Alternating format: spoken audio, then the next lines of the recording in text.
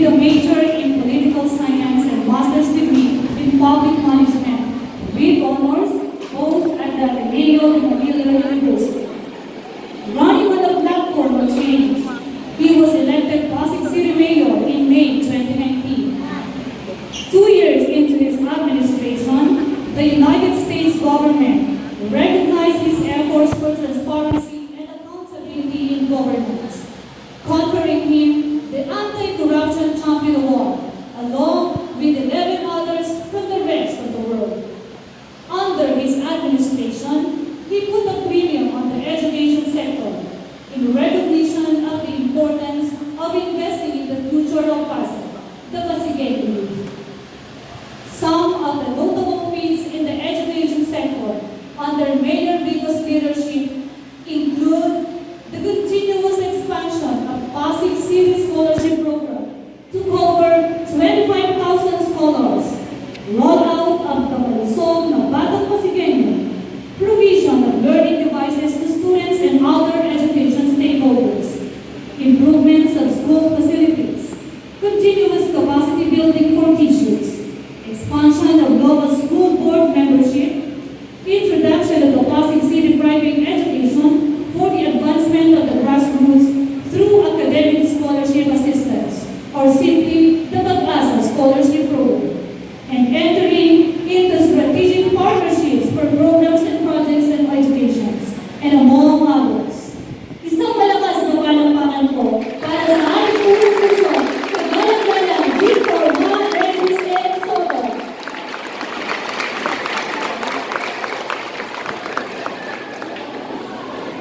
Magulang po kayo, magandang umaga sa ating lahat.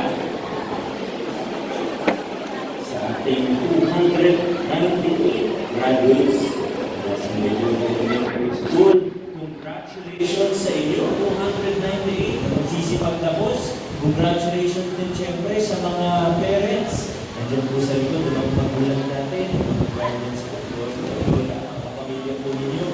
At kung malaking bahagi din po, mga parents natin sa pag-graduate natin. Hindi natin magagawa ito kundi po sa tulong, sa sakripisyo nila.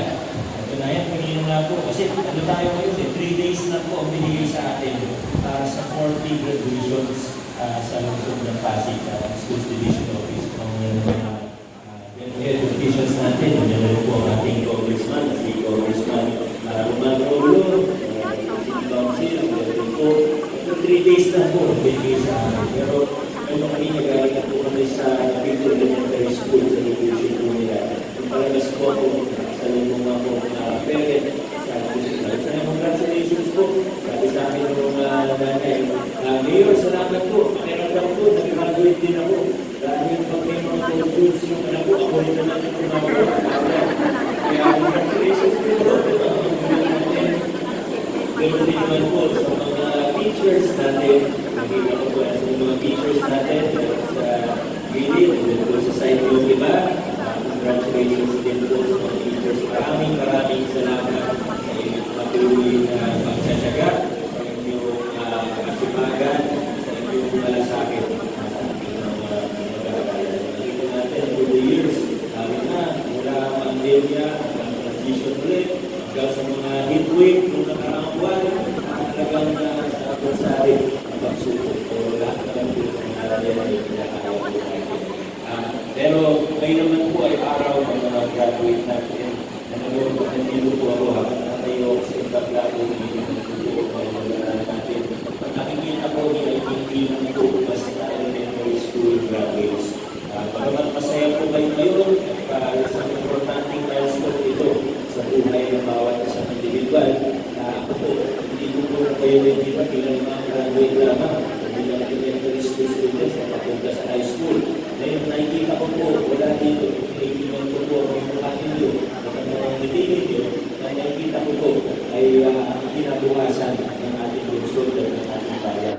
Kayo, future leaders ng ating lungsod, kayo, future leaders ng ating bayan, kayo, future leaders ng Pilipinas. Minsan, lalo na sa edad po ninyo, siguro may mga tinitignan po kayo, may mga inigilo, may mga hinahangaan, maaaring napapanood sa television, maaaring mga mas successful na sa kanilang mga karir, yung mga nakikita kayo, mga kamag-anak kayo, mga magulang ninyo, nakikita ninyo na successful na mga engineero, mga nakikita kayo sa business, nakikita natin, magulang ng kaibigan natin, walang makulabo, o successful na negosyante, sa napapanood na natin sa Facebook, o sa TikTok, nakikita natin, parang naisip natin, sana maging ganun din ako balang araw.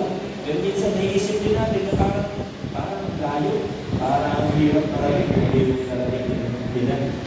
Sana po, naisip natin yun, lagi natin tatandaan na lahat ng mga tao na nagiging na natin, lahat ng mga tao na matagumpay sa kanilang mga career, sa kanilang mga larangan, sa medical field, hanggang sa pagdinegosyo, at lahat ng iba pang field, lahat po sila, lahat ng mga successful na tao na yan, walang tao kung tawagin, mayaman, o sikat, lahat po sila ay nagsimula kung saan po kayo nakaupo.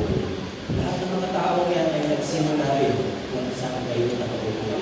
Kaya patuloy lang po kayo ng palataya sa Diyos, patuloy lang po kayo nagsumikap, nagpursige, ang mga pagsubok o handa na dumating sa mga buhay ninyo, at patuloy lang po tayo magdesisyon na maayos sa ating pang-araw-araw ng buhay. Araw-araw po, at sigurado po na balang araw, marating po yung mga pangarap ninyo. Siguro magkalipas ng 10 taon, ng 20 taon, ay magkakagulatan na lang po kayo, magkakagulatan na successful na po, malayo na po, narating ninyo sa inyong mga buhay. At kami naman po, we look forward to that. At muli po sa inyong lahat, congratulations, proud na proud po kami sa inyo, masaya po kami na naging bahagi kami ng inyong journey, ng inyong mga buhay. God bless po sa inyo, congratulations po sa inyo.